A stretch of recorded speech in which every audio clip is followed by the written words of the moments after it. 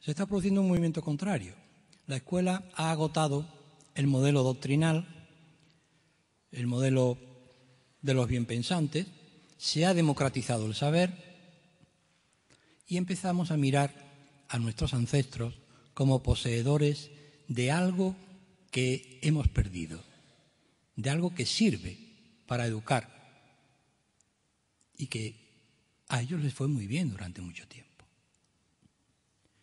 Y en eso es donde yo empiezo a trabajar también y digo, bueno, pues vamos a ver qué cosas son las que pudiéramos aprovechar de lo que llamo la pedagogía natural del folclore, natural, tómenlo ustedes entre comillas, para el servicio de la escuela. Pero, ante todo, habría que ordenar un poco todo ese caos al que vengo aludiendo, ¿no? Y fue cuando yo introduje esas nociones a las que he aludido antes. Empecé a estructurar el conjunto de los cuentos, me apoyé también en otros autores, casos de Afanasiev en Rusia, en sus cuentos populares rusos, seguía la escuela folclorista rusa y clasificaba los cuentos en maravillosos de costumbres y de animales. Yo volví los ojos a esa clasificación porque la que se estaba haciendo en la escuela finlandesa, y se sigue todavía, yo también la sigo algunas veces, ¿no?, para otros usos, está basada más bien en los comparatistas del siglo XIX, en aquellos que demostraban que los cuentos parecidos se parecen, ¿no? Pero ciertamente, hay que ser justos, sus inventarios tienen utilidades de otra índole, ¿no? Bueno, uno encuentra un cuento y dice, ¿y este cuento dónde estará? ¿Cómo será?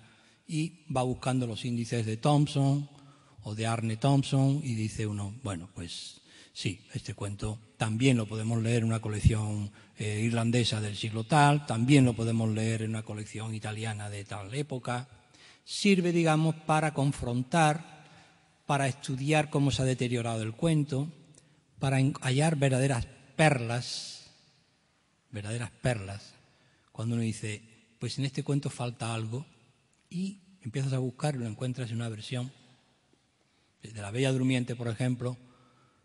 A mí me faltaban piezas y yo hice para una obra de teatro que tengo por ahí que se llama La verdadera historia de La Bella Durmiente, encontré piezas maravillosas en versiones catalanas, muy poco difundidas, del siglo XIX y anteriores incluso. Es decir que, mirando por un lado y por otro, podríamos llegar a lo que sería una especie de pacto entre la escuela estructuralista, que es la que yo sigo fundamentalmente, y la escuela historicista, que es un poco la otra, ¿no?, histórico-geográfica. Entre esas claves, y buscando, repito, por un lado y por otro, lo primero que había que fijar era el cuento completo. Claro, esto es casi una heterodoxia desde un punto de vista de los folcloristas. Dicen, hombre, no, el cuento será como lo cuenta la viejecita analfabeta. Yo digo, bueno, siempre y cuando la viejecita analfabeta tenga una buena versión y esté completa en su memoria. Pero claro, resulta que cuando uno en estos tiempos llega con su grabadora, me ha pasado 1000 veces, a grabar un cuento de esa viejecita analfabeta, ya les decía, por la mañana me cuenta una versión, por la tarde me cuenta otra, del mismo cuento. O en la aldea de al lado, el mismo cuento tiene otro aire completamente distinto. A este le faltan no sé cuántas piezas, al otro le faltan otras. Y claro, aquí es donde empieza el problema y digamos, la diatriba en torno a qué hacer con los cuentos.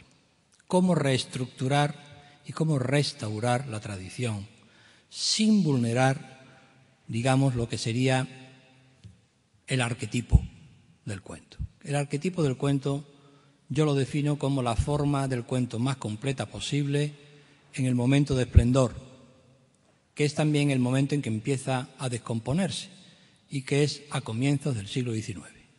En el comienzo del siglo XIX es cuando todo el mundo sabía muchísimos cuentos, pero ya empezaban a descomponerse. Ya había que registrarlos, cosa que no pensó Cervantes que hubiera que hacer, ni Lope de Vega, porque creían que eran los cuentos de la piel del pueblo y que eso no se iba a perder nunca. Se equivocaron, claro. Con la era industrial los cuentos empiezan a desaparecer. ¿Y qué tenemos entonces? Pues esa teoría del arquetipo, que es la que yo he desarrollado, me permite saber cómo era Juan el Oso en su versión más completa. ¿Y cómo lo hago? Con la estructura de Propp. Propp dice, el cuento tiene 31 funciones, que son pasos narrativos. En una versión tengo 15, en otra versión tengo 18, en otra versión... En una versión me faltan 2, en otra versión me faltan 4. Y es perfectamente lícito recomponer el cuento, lo mismo que se hace con una estructura arquitectónica derruida o semiderruida. Semiderruida, ¿no? Esto lleva mucho más lejos, pero en resumen se trata de eso. Y yo empiezo a reconstruir todos los cuentos de tradición oral hispánica a los que yo voy teniendo conocimiento, de los que voy teniendo conocimiento y que, juntando de aquí y de allá, pero sobre todo con mis propias versiones, empiezo a descubrir y a saber cómo son Juan el Oso, la serpiente de 7 cabezas, el castillo dirás si no volverás, Blanca Flor, la hija del diablo, los grandes cuentos, maravillosos cuentos, que ya hoy es imposible encontrar completos en ninguna parte. Hago una primera versión, en Cuentos del amor de la lumbre, que es un libro, en realidad es un libro casi etnográfico. Al editor y a mí nos sorprendió mucho el éxito que tuvo ese libro, fue un éxito inmediato, porque lo habíamos lanzado un poco como diciendo, bueno, ¿y esto a quién le va a interesar? Bueno, pues fue una cosa fulminante, ¿no? No ha dejado de editarse desde el año 83, que salió la primera edición, hasta hoy. Y sigue editándose todos los años. No lo digo por presunción, porque mío ahí solo hay el método, naturalmente, los cuentos no son míos. El método, la clasificación, la relectura en algunos casos, muy pocos. ¿Y por qué lo digo y pongo tanto énfasis? Porque acerté, casi sin querer, en algo que luego he descubierto por qué. Acerté en el arquetipo y en la necesidad que la gente tenía de recuperar en su memoria y sobre todo en la memoria del corazón aquellos cuentos que les contaba su abuela, su abuelo o aquella persona de la que uno se acuerda siempre, ¿verdad?, con un afecto insuperable. ¿Pero esta era solo una cuestión afectiva o había algo más? Pues seguimos investigando y empezamos a descubrir cosas muy interesantes, cosas que ustedes además conocen del día a día de su trabajo.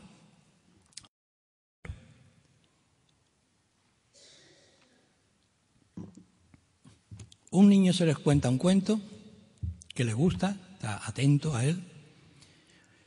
Al día siguiente se lo cuentas otra vez y ya no permite que le cambies ni una coma, ¿verdad? Quiere siempre el cuento de la misma manera. Bueno, ahí se dan dos fenómenos. Primero, la fascinación inmediata por el cuento. Y si es un cuento de tradición oral, tengo comprobado que esa fascinación tiene todavía más calado por lo que ahora diré. Y segundo, por alguna razón, algo está ocurriendo en su cerebro que no permite que le cambiemos el cuento, lo cual choca frontalmente con algunas tesis de la creatividad con las que hay que tener cuidado. Yo siempre digo que vale, vamos a jugar con Caperucita, por poner un ejemplo muy común. Vamos a hacer que el lobo sea bueno y que la abuela sea tonta y lo que ustedes quieran. Pero eso funciona siempre y cuando el modelo, el arquetipo, esté bien asentado en la mente del niño. Si no, no funciona. Es el contraste lo que va a provocar pues la hilaridad o el juego, lo que ustedes quieran. Pero la Caperucita, tal como ustedes la cuenten la primera vez, es la que el niño va a necesitar una y otra vez. ¿Y esto por qué será? Pues porque se está produciendo en su mente algo que esa pedagogía natural del folclore había descubierto de manera intuitiva. y que Piaget descubre ya después de manera científica, claro. Es que los niños aprenden a pensar un poco antes que a hablar, ¿cierto? Hay niños que tardan mucho en hablar. Niños que empiezan a hablar hasta los 2 años y medio. Algunos se llegan hasta los 3 años sin decir ni pío. Pero piensan. Y cuando empiezan a hablar de corrido, además. ¿Cierto? También, ¿no? Si no, no hay problema. Y es porque el niño empieza a pensar antes que a hablar. Y dice Piaget, pero a pensar de una forma simbólica. ¿Y esto qué quiere decir? Pues no a pensar de las cosas mismas, sino de una representación de ellas. Empieza la cosa a ser un poco más complicada. Es decir, el niño empieza a pensar y a intentar que cada cosa signifique algo en un conjunto, que no es un significado inmediato, sino un significado que dice algo más. Hay un significado de algo, pero el niño parece que busca un segundo significado. Cuando le contamos a un niño el gallo Quirico, que fue a la boda del tío Perico, el primer cuento que todos ustedes me imagino conocerán, se produce un fenómeno muy curioso. El gallo Quirico, saben ustedes que es invitado a la boda del tío Perico, ¿verdad? Y dice, hoy no desayuno porque voy a ir a una boda y me voy a poner como el Quico. Sale de su gallinero, muy bien peinado, muy bien lavado, ¿verdad? Ahora ustedes lo adornan todo lo que quieran. Sale de su gallinero y tiene la mala suerte de que tropieza con un granito de trigo que está en una caca de vaca. Bien. ¿Y ahora qué dice el gallo? ¿Pico o no pico? Si pico, me ensució el pico, no puedo ir a la boda del tío Perico. Pero si no pico, para otro el trigo. Esto de para otro el trigo es muy interesante. Malvita, Malva, límpiame el pico para ir a la boda del tío Perico. Y la Malva le dice, ay, mira, lo siento, pero yo estoy muy limpita, acaba de llover, yo estoy aquí. No haberte ensuciado. El gallo Quirico sigue andando y se encuentra después con la oveja. Oveja, ovejita, comete a la Malva que no quiso limpiarme el pico para ir a la boda del tío Perico. Y la oveja le dice, no quiero haberte ensuciado. Y después va al lobo. Lobito lobo, cómete a la oveja, que no quiso comerse a la Malva, que no quiso limpiarme el pico para ir a la boda del tío Perico. Y el lobo le dice, a ti te voy a comer yo, no haberte ensuciado. Y el gallo Quirico sigue su camino y se encuentra después con un palo. Palito palo, pégale al lobo, que no quiso comerse a la oveja, que no quiso comerse la Malva, que no quiso limpiarme el pico para ir a la boda del tío Perico. Después del palo viene el fuego, ya saben ustedes, después del fuego viene el agua, después viene el burro, y después del burro dice uno aquello de, ¿por dónde iba? Y el niño, el más ingenuo, dice, por el burro. Y entonces dice uno, pues levántale el rabo y bésale el culo. Que es una manera de verificar la atención, entre otras cosas, ¿no?